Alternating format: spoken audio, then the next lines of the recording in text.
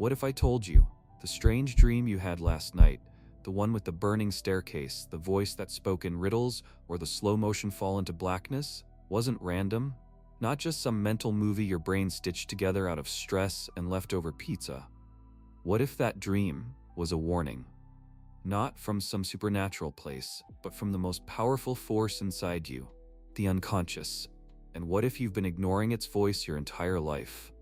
This is not the soft, feel-good kind of dream talk you hear in self-help circles. This is psychoanalysis soaked in truth, Jungian truth. Because Carl Jung didn't see dreams as fluff or fantasy, he saw them as messages, brutally honest ones, symbols disguised as nonsense, warnings disguised as wonder. And most people, they miss the entire point. Jung said, the dream is the small hidden door in the deepest and most intimate sanctum of the soul. Read that again. A door, but you treat it like static. You wake up, you brush it off. Just a dream. But Jung knew, nothing in your mind is just. Not if it repeats. Not if it sticks. Not if it terrifies you, or leaves you with that eerie, unfinished feeling when you wake up, like something was trying to get through. But you slam the door shut. Here's the truth. If you don't understand your dreams, you don't understand yourself. Because dreams are not noise. They are codes. They're psychic Morse code from your shadow. The part of you that watches in silence, collects everything you ignore during the day, and then shouts the truth at you at 3 a.m. when your ego finally shuts up. Jung called this compensation. The dream compensates for what the conscious mind refuses to see. Let that sink in. You suppress your rage, the dream turns it into a tidal wave. You lie to yourself about who you are, the dream shows you a mask, yours melting. You ignore your anxiety, the dream straps you to a roller coaster with no brakes. You see, your unconscious doesn't care about your comfort, it cares about your integration, and it will not stop trying to balance your psyche, whether you like it or not. Jung didn't just analyze dreams, he excavated them, like spiritual x-rays. Because within the chaos of imagery, within the strange symbols and surreal timelines, there's a precise intelligence. The unconscious speaks in symbols because it bypasses your filters. It doesn't need to explain itself in words, it just drops the image of a wolf, a flood, a locked room, and dares you to decode it. And that's where most people quit. Because symbols scare them. They want Google answers, quick fixes. But your dream language isn't a meme, and it's not a TikTok quiz. It's your soul's encrypted language, and decrypting it, that takes brutal honesty, shadow work, stillness. But here's what most people never realize. The scarier the dream, the more urgent the message. Recurring dreams? That's your unconscious pounding on the door. Nightmares? That's your shadow screaming to be seen. You can medicate it away, drown it out with screens, or pretend it doesn't matter. But the dream doesn't forget, it will circle back, and it will escalate. Because it's not random, it's a warning. Not of disaster, but of disconnection. You are not a surface being. You are layered, vast, split between ego and essence. And the dream is the bridge. If you've been haunted by a specific image, falling teeth, endless stairs, flying without control, or that one dream where you're naked and exposed, it's not a glitch. It's a mirror, a symbolic confrontation. Jung believed the unconscious knows more than you do. Let that rattle you a bit. He believed it was not only smarter, but wiser, older, and infinitely more powerful than your conscious mind. And when it speaks, you listen, or you pay the price. Not in hellfire, but in confusion, in stagnation, in self-sabotage. Because what you ignore eventually destroys. You don't need dream dictionaries. You need awareness, self-honesty, archetypal literacy, and the courage to ask, what am I not facing when I'm awake? The dreams will tell you. They always do. But only if you stop calling them random. They are revelations, coded in metaphor, delivered by night and ignored by day. Still think dreams are meaningless? Then why do they repeat? Why do they haunt? Why do they whisper things you're too scared to admit out loud? Why do they feel like a message from something deeper, older, watching? You already know the answer. You've just been taught to doubt it. And Jung knew. He always knew. He once said, until you make the unconscious conscious, it will direct your life and you will call it fate. So here's the question. Are your dreams random, or are they your real fate in disguise? And if you're still here, that means you already feel it. That pull in your chest. That tingling recognition that your dreams aren't just weird leftovers of your waking life. They're the uncensored truths you've buried. Before we dive deeper, if you've ever had a dream that stuck with you like a scar, or a dream so vivid it felt like prophecy, pause right now and hit like, subscribe, and turn on the bell. Because we're not just building a channel here, we're building a movement. A movement for people who think deeper, feel stronger, and are done living on the surface. Now, let's keep going. See, Carl Jung didn't treat dreams like puzzles to be solved. He treated them like relationships to be respected. And here's the part most people miss. Your dreams are not about what happened in them. They're about what those happenings mean to you. Take the classic dream. You're being chased. Not by a monster, not by a killer, but something faceless. You don't know what it is. But you run, you always run. Jung would tell you, stop, don't run, turn around, face it, because that thing chasing you, it's not outside you. It's the part of yourself you've refused to meet. It's the truth you're not ready for.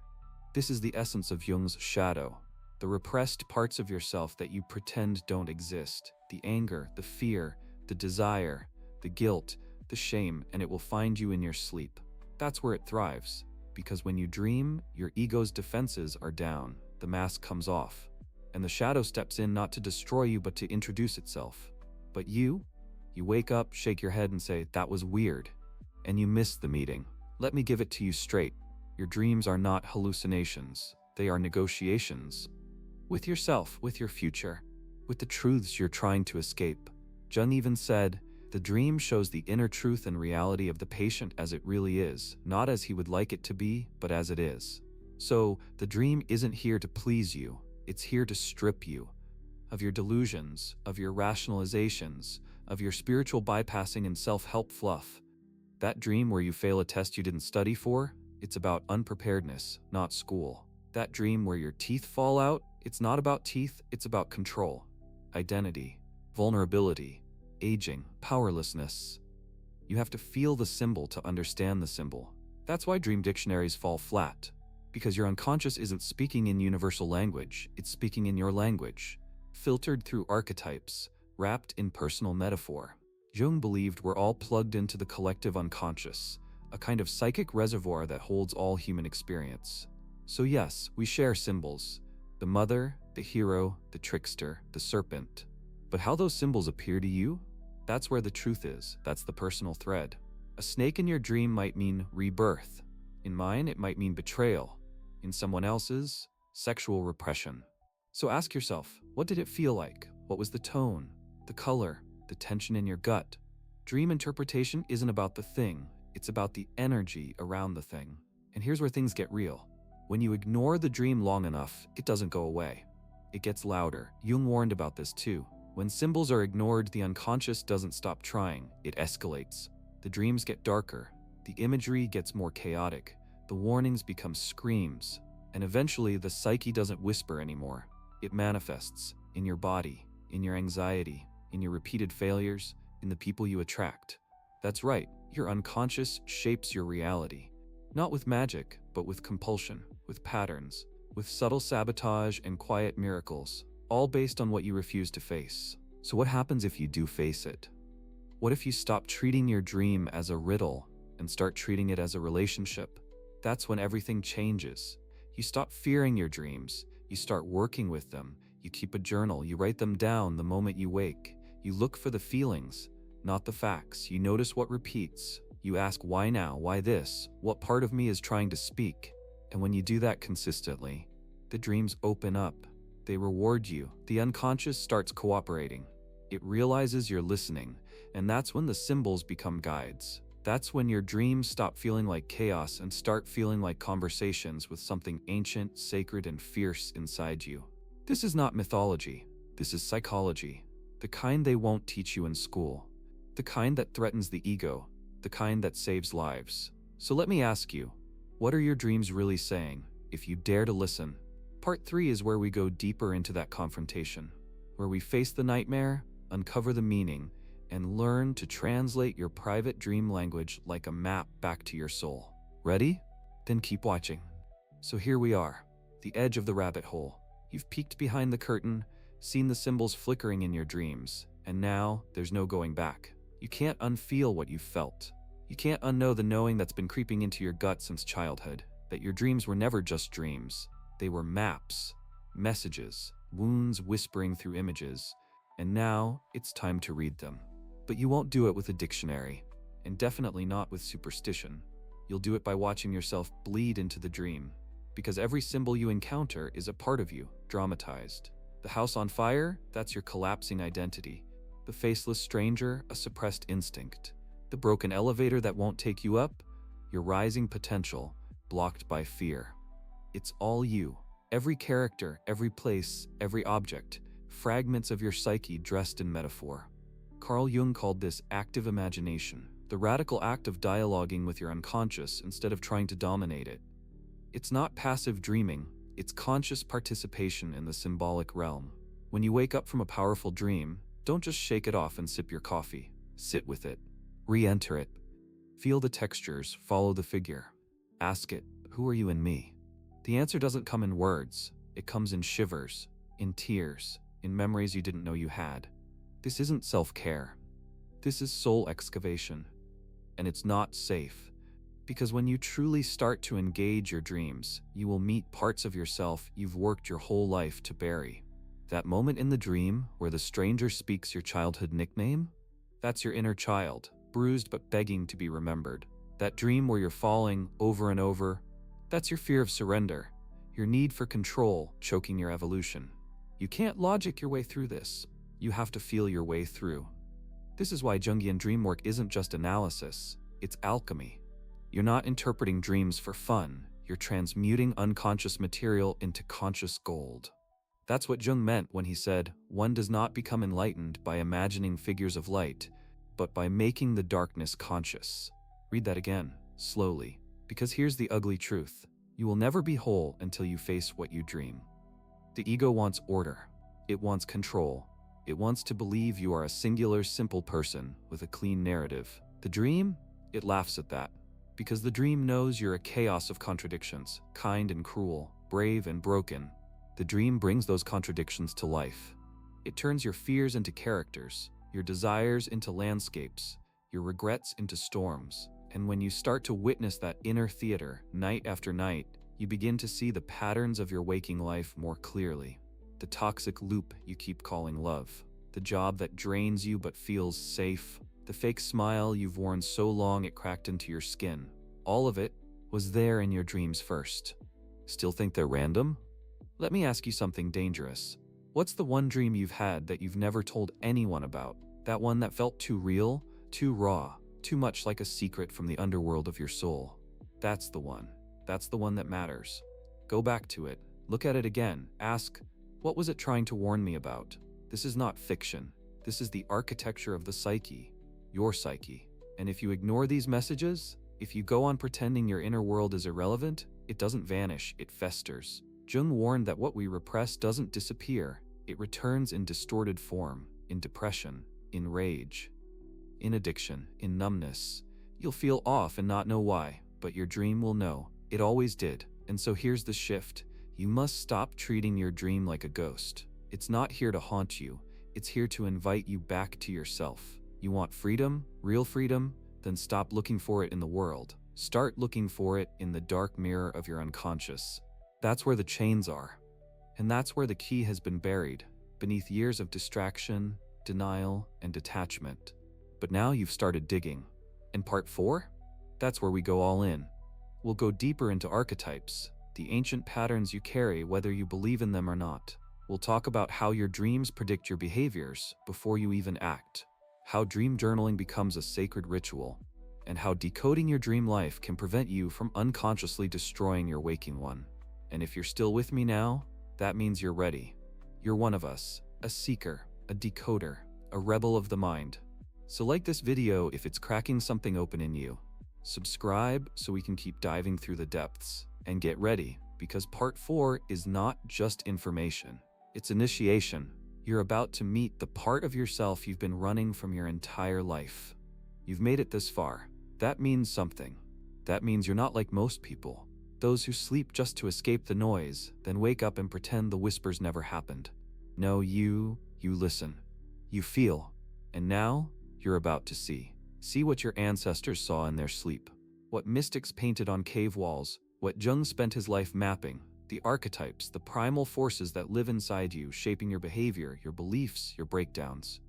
Because once you understand these, your dreams start to make terrifying, beautiful sense. There's the shadow, of course, your repressed self, the part of you were taught to hate. But that's just the beginning. There's also the anima and animus, the feminine and masculine principles within you trying to integrate. You dream of a seductive woman, a powerful old man. These aren't just dream figures. They are inner energies, calling you to wholeness. Jung said that until these inner opposites are reconciled, we remain fragmented, addicted to others to complete us, blind to our own missing pieces. And then there's the self, not your ego, not the version of you that posts and performs, but the totality of who you are, your true center, your unconscious compass. The self doesn't scream. It dreams. It gives you symbols of mandalas, of wholeness, of mysterious unity. And every time you ignore the dream, you push the self deeper into the dark. But every time you listen, you move closer to it. And when you get close, life stops feeling random. Synchronicities start appearing. Emotional clarity sharpens. Your instincts become precise. Not because life suddenly got easier, but because you are no longer divided.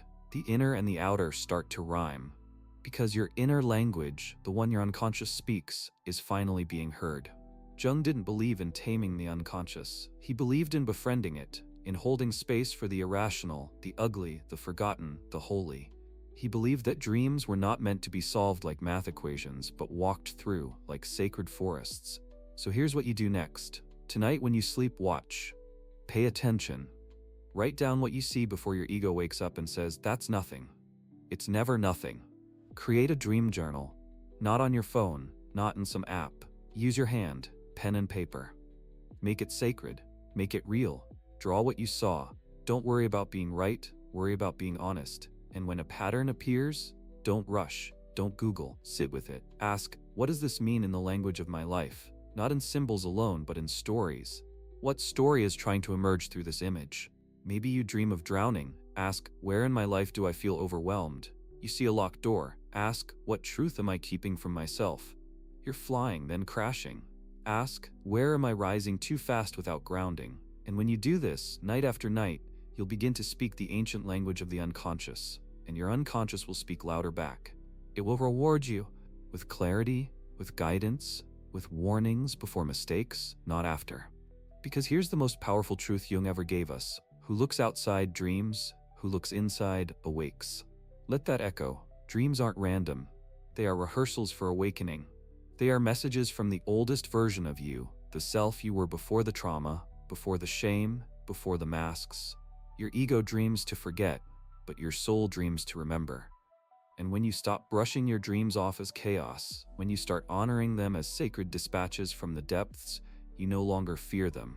You follow them, because now you understand they were never nonsense, never just night stories. They were warnings in disguise, not to scare you, but to save you. So if this awakens something in you, if you felt your own dreams tugging at the edge of your memory while watching this, then this is your call to action. Subscribe to Psychopulse, like this video so others can hear what you just heard. And in the comments, share a dream that's haunted you, the one you never told anyone. This is your sanctuary now, your decoding temple, your signal fire in the night. And remember, the next time you dream, don't run, turn around, face it, ask it, what are you here to teach me? And listen, because your unconscious is always watching, and now, you are watching back. This is Psychopulse, where the mind whispers and the soul answers.